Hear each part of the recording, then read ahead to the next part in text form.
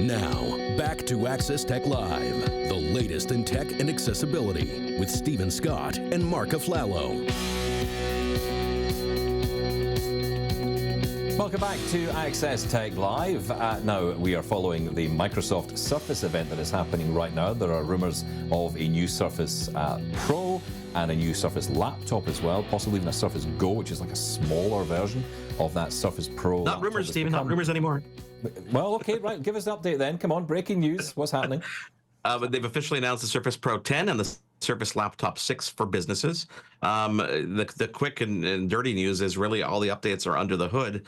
New Intel processor is actually one of the first manufacturers to adopt the new processors. Normally they lag behind, but no other big changes in terms of the actual physicality of these two devices. Really, a lot of it is under the hood. So we'll give you all the details with Zach Bowden a bit later on in the show. But yeah, officially released the Surface Pro 10 and the Surface Laptop 6. So no redesign yet? No redesign at all? Nope, nothing. No, the bodies and everything look the same. We'll try to get some images up for you towards the end of the show, and you'll see, again, under the hood stuff, like new processors and better cameras and a keyboard with that Copilot key on the Surface Pro and the laptop. And we'll find out more. There's so much more under the hood and then kind of behind the scenes that happens with these things. So we'll find out in a minute. Well, especially this year with AI, because ultimately the hardware is what's going to drive all of this artificial intelligence capability. Okay, well, look, we're talking about the Microsoft event. We'll get into that, as you say, a little bit later with Zach. But let's go back to CSUN. And there's been lots of interesting news announcements coming out through the week. And I want to talk you through some of these, Mark, because they're very interesting. So we've had Be My Eyes and the CEO, Mike Buckley, who's actually been texting me through this show. So in my ear, I've been hearing Mike text and say, hey, this is a really cool thing. You got to talk about this.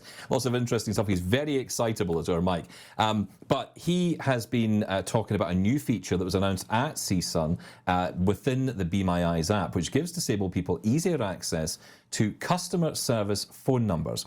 Now, here is Mike Buckley, who is the CEO of Be My Eyes, to explain what that means.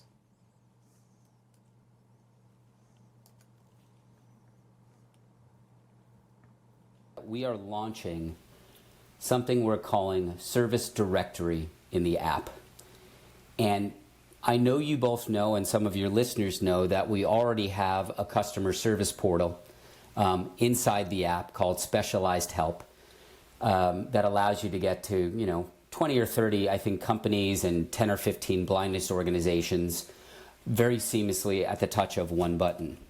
What we're going to do is dramatically expand the number of companies that blind and low vision can connect to through our app. So it'll start out with about 600 companies, but and it's going to be in a beta, but where this will go in the future is we're going to take the top 10,000 B2C companies in the entirety of the world and make them accessible eventually through a voice command through the Be My Eyes app so that you can connect and get a freaking human being on the phone rather than trying to navigate Google or the obfuscated phone line, et cetera, et cetera.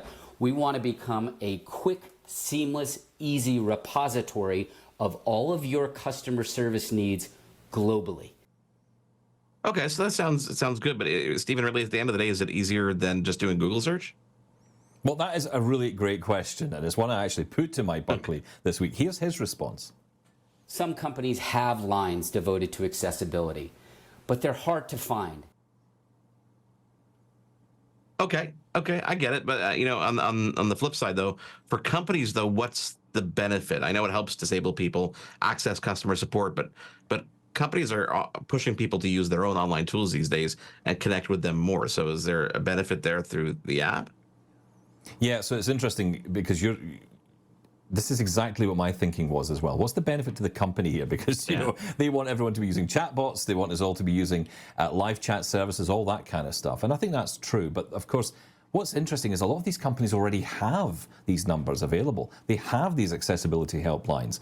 They have customer helplines that may not be accessibility related, but can get you through to a human being.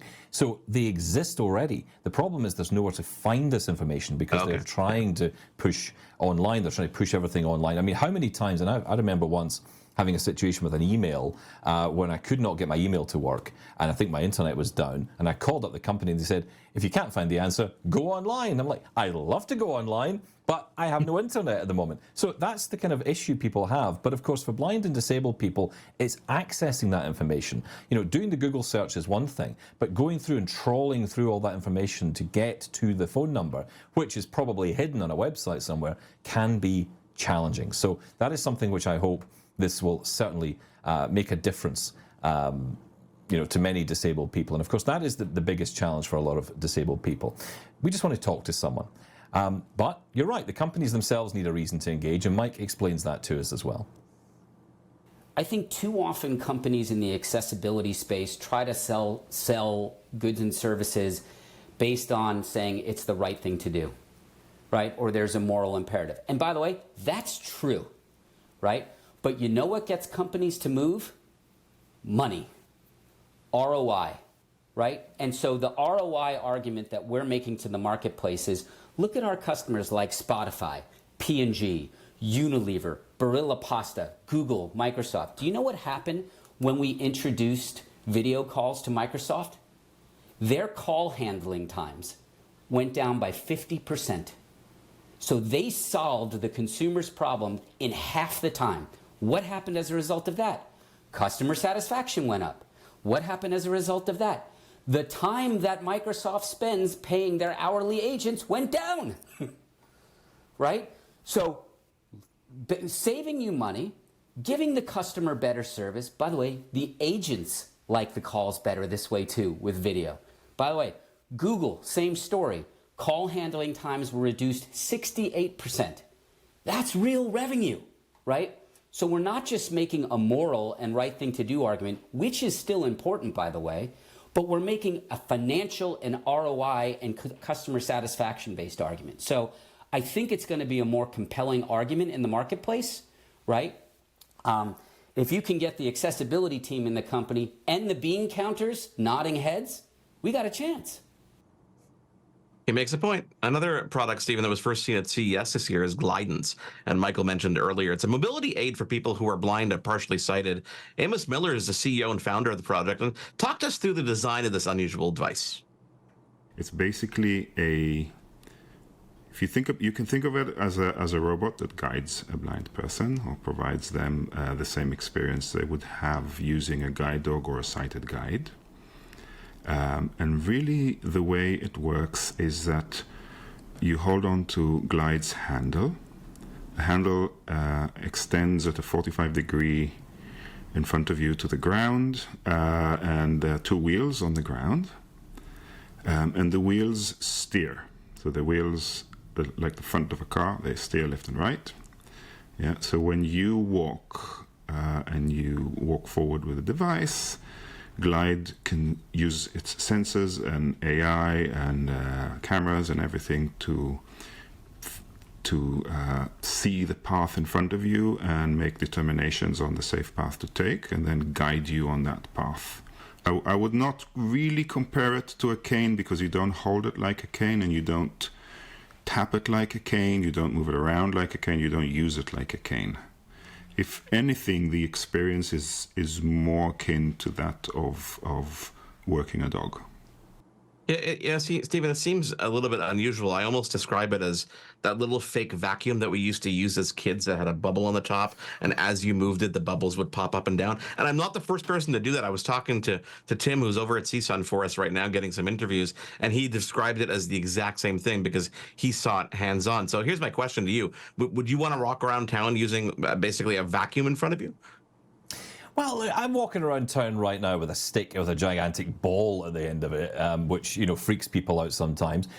So I don't know if this makes a huge difference. I will say, though, that it's a great question because, you know, there are questions around whether or not this is something people would want to use in certain areas at certain times of the day or night.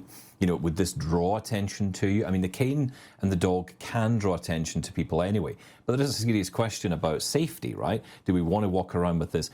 for me, it's very simple. It's all about the use of this device, the usefulness of this device. If this can make the difference and allow me to have the experience of a guide dog without actually having a guide dog, and there's lots of people out there who, for various reasons, can't have a guide dog. I work from home, so I'm not eligible to get a guide dog. It's not something I would be able to get. So for that reason, this could be really useful. It kind of builds in the capability of the cane and the guide dog. It's a guide dog that I can unplug at night.